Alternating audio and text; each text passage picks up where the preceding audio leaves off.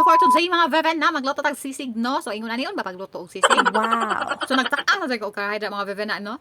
So ako ano po na siyang gibutangan og latag bit nga oil. So wala lang na ako na videoan mga veven na kay nakalimot man ang inyong veven na.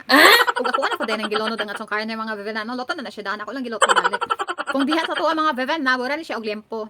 So ayaw na mapangutan ng mga veven na no kung unsay tawag ani akong niluto kay igor ako ko giingnan nga butangan og eslog. So kaning karne mga veven na lami na ni siya no kay wala man ni siya lechon diri ah. So dili pa man sila ma-satisfy mga veven na nga kanilang karne ang ilahang kaunod no kay gusto gid butangan og itlog.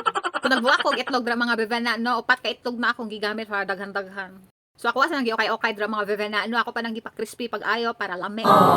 Lami na kuno siya daan mga veven na uy ambot nga no butangan pa mangyud og itlog.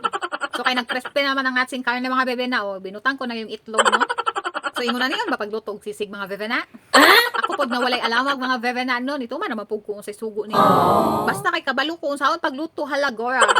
So igor ato na ko gipaluto ang itlog mga veven na no. Mao na iyang final process. Wow. So very sayo lang lutoon mga veven na no. Dili na talaga masingutan ang iyong bugan.